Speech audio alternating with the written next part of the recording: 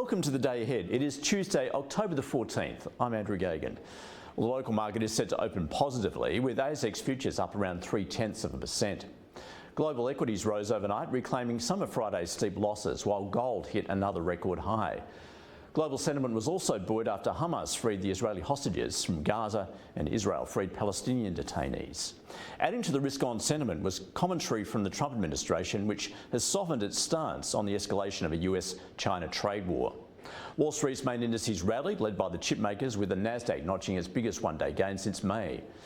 AI-related tech stocks were the biggest winners, with Broadcom's shares surging after partnering with OpenAI to produce the startup's first in-house AI processors. Nvidia and Micron Technology also rallying. Oracle gained after broker upgrades, and the big banks are also in focus this week, with JP Chase, Goldman Sachs, Citigroup and Wells Fargo releasing quarterly results tonight to kick off earnings season. And a broad-based rally in commodity prices boosted resource stocks. Precious metal miners Fresnillo and Endeavour were the top gainers in London, while US-listed shares of BHP and Rio Tinto gained, reflecting a jump in copper prices.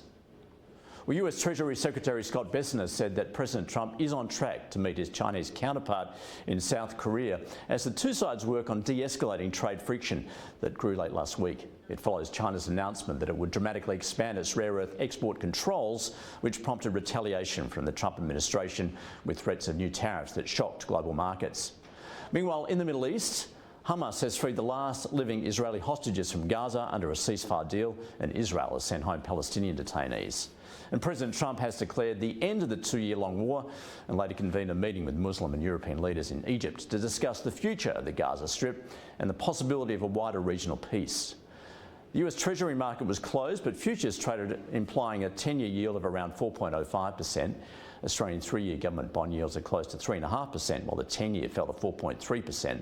Markets pricing in a 45% chance the RBA cash rate will be cut by 25 basis points at the next meeting on November 4th. The US dollar index is up slightly on the day. The Aussie dollar is trading around 65.1 US cents. Oil prices have risen on the prospect of a meeting between the US and Chinese leaders later this month, with the recognition of trade tensions between the world's top economies having pushed crude prices to 5-month lows. Brent crude futures 1% higher at $63 a barrel. Copper has surged more than 5%, iron ore up to $108 a tonne, and gold has broken through $4,100 an ounce for the first time, while silver also rose to an all-time high. Spot gold up 2.3% to $4,109 an ounce, and Bitcoin is trading around $116,000. Locally today, we get the minutes from the Reserve Bank's last meeting and NAB's business survey for September.